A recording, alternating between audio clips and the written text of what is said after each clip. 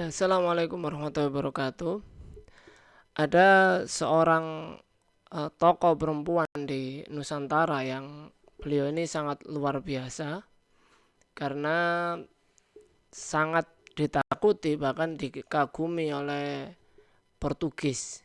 Karena beliau ini seorang mujahidah yang besar, yang luar biasa, yang mengirimkan ratusan, ya bukan ratusan tapi ribuan kapal untuk berjihad melawan Portugis di lautan Nusantara.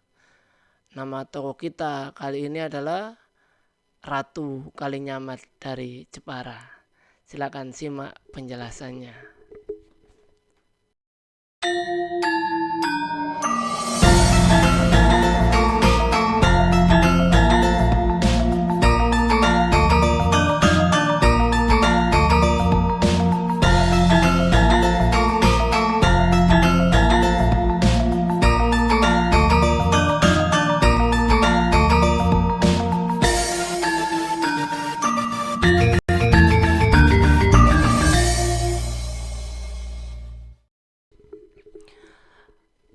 Ratu Kalinyamat dari Jepara itu memiliki nama gadis Ratna Kencana.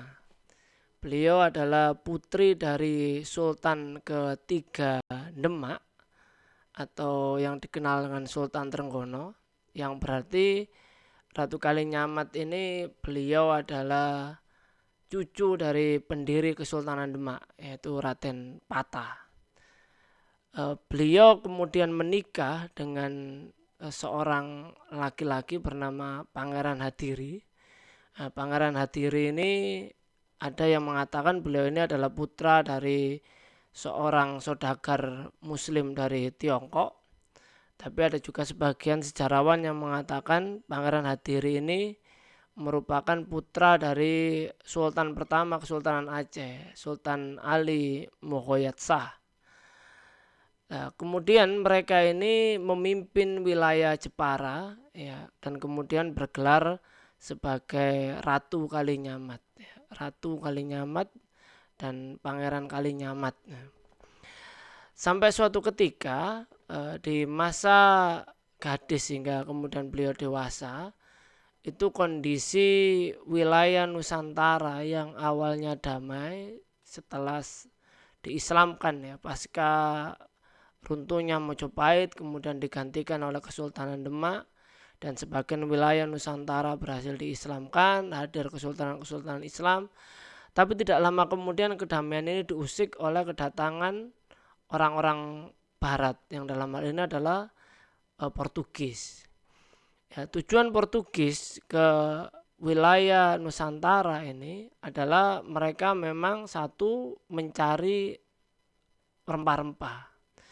Tapi di sisi lain mereka juga membawa semangat Reconquista. Kita tahu di beberapa abad sebelumnya terjadi perebutan kembali wilayah Andalusia yang awalnya itu dipimpin oleh kaum muslimin, direbut kembali oleh golongan Kristen Katolik yang memunculkan beberapa kerajaan bercorak Katolik di Spanyol dan Portugis. Nah, Portugis ini datang ke ke wilayah timur. Mereka membawa misi estado di India. Mereka bukan hanya berdagang tapi kalau bisa merebut ya wilayah-wilayah kaum muslimin di negeri-negeri timur. Nah, setelah mereka berhasil menguasai wilayah Goa di India, bala tentara Portugis yang dipimpin oleh Alfonso de Albuquerque itu berhasil menyerbu dan kemudian menguasai Kesultanan Malaka. Akibatnya adalah memicu gelombang jihad besar-besaran dari kaum muslimin di Nusantara yang dalam hal ini dimotori oleh Kesultanan Demak. Melalui fatwa dari Sunan Giri waktu itu, Raden Pati Unus ya, berangkat ke Malaka, memimpin jihad ke Malaka sampai beliau kemudian syahid dan digelari dengan gelar Pangeran Sabranglor. Nah, kita tahu bahwa Jepara itu merupakan wilayah industri kapal di pesisir Jawa waktu itu. Maka Ratu Kalinyamat ya, sebagda wafatnya sang suami, beliau memimpin wilayah Jepara. Beliau juga berkeinginan untuk mengobarkan jihad ya, mengusir Portugis di wilayah lautan di Nusantara. Nah, konon beliau ini digambarkan dalam folklore di Jawa itu saking luar biasanya pengorbanan beliau itu sampai digambarkan beliau itu bertapa, mohon maaf, telanjang. Ya ini hanya kiasan saja sebagai gambaran orang-orang Jawa itu menggambarkan ini loh orang yang mengorbankan seluruh harta kekayaannya sampai-sampai seakan-akan tidak punya lagi pakaian yang melekat di badan.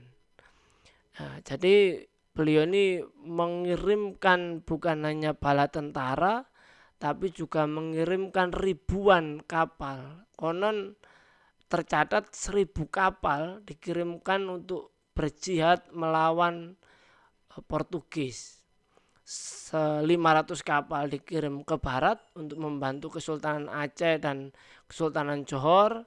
Adapun 500 kapal dikirim ke timur untuk membantu Kesultanan Ternate dan Hitu, di mana kita tahu salah satu tujuan Portugis bukan hanya Malaka, tapi kalau bisa menguasai sumber dari rempah-rempah yaitu Maluku. Maka dikirimlah kapal ke sana. Seperti apa jenis kapalnya? Ini juga menjadi pertanyaan yang menarik. Jadi kapal-kapal Jawa yang dikirim ke berjihad di sepanjang lautan di Nusantara dari Selat Malaka hingga perairan Maluku itu adalah kapal-kapal berjenis jong Jawa, kapal jung. Nah, kapal jung itu beliau kapal-kapal ini itu tidak kapal yang lincah dalam bermanuver dan juga bukan kapal tempur sebagaimana Kraka atau Galiung dari Eropa yang dibekali oleh meriam-meriam besar. Nah, kapal-kapal jung ini sebenarnya kapal pengangkut. Tapi dalam catatan para pelaut-pelaut Portugis sendiri mengatakan kapal jung ini juga kapal yang sangat berbahaya karena dia mampu mengangkut hampir 1.000 prajurit. Ya, jadi mungkin kalau hari ini mungkin sejenis kapal LPD, pengangkut marinir. Dan kapal ini juga terkenal walaupun hanya dipersenjatai meriam-meriam kecil, bukan meriam besar seperti Kraka atau Galiung Eropa. Kapal-kapal ini hanya dipersenjatai meriam-meriam kecil, cetbang atau rentaka. Tapi kapal ini juga terkenal dengan kekuatan lambungnya. Jadi ada catatan pelaut Portugis, mereka itu butuh waktu 2 hari 2 malam untuk menenggelamkan satu jung Jawa di Laut Jawa waktu itu. Itu pun dengan dibombardir sepanjang 2 hari 2 malam, sepanjang 2 kali 24 jam. Ya, karena ketebalan dinding kapalnya yang luar biasa.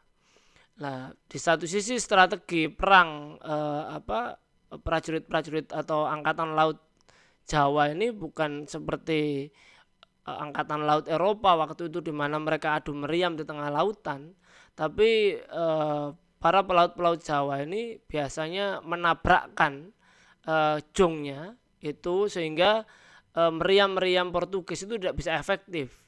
Nah, di saat itulah kemudian mereka akan menghujani, para pelaut Jawa ini akan menghujani kapal musuh itu dengan tembakan meriam rentaka, senapan ya, arquebusser atau juga kemudian panah dan tombak-tombak panjang yang bahkan konon tombak-tombak prajurit Jawa ini, angkatan laut Jawa ini mampu menembus dinding kapal kerakanya Portugis ya. Sehingga mereka ini cukup dipusingkan sebenarnya dengan strategi angkatan laut dari Jawa. Nah, inilah yang kemudian bahwa tindakan dari Ratu Kalinyamat ini dirasa sangat membahayakan ya. Dan mereka sangat kagum ada seorang perempuan yang memiliki kekayaan yang luar biasa yang digunakan hampir menggunakan kekayaannya itu untuk melawan Portugis ya. Sampai-sampai bisa jadi ini adalah salah satu faktor kekalahan dan kegagalan kampanye Estado di India Portugis di lautan Nusantara, karena pada akhirnya hampir sebagian besar pulau-pulau di Nusantara ini gagal diduduki oleh Portugis. Ya, Portugis hanya terkepung di Malaka, di Maluku gagal, pendaratan di Sunda Kelapa gagal. Ya, dan ini adalah akibat salah satunya dari semangat jihad dan pengorbanan dari Ratu Kalinyamat. Nah, atas jasa beliau dan keluar biasaan beliau, bala tentara Portugis itu sampai saking kagumnya memberikan julukan kepada Ratu Kalinyamat ini dengan julukan Mawar Laut Utara, Renha Dajapara, Rosa Dumar Dunur. Inilah penguasa Jepara, Ratu Jepara, sang Mawar Laut Utara, Ratu Kalinyamat atau Ratna Kencana. Assalamualaikum warahmatullahi wabarakatuh.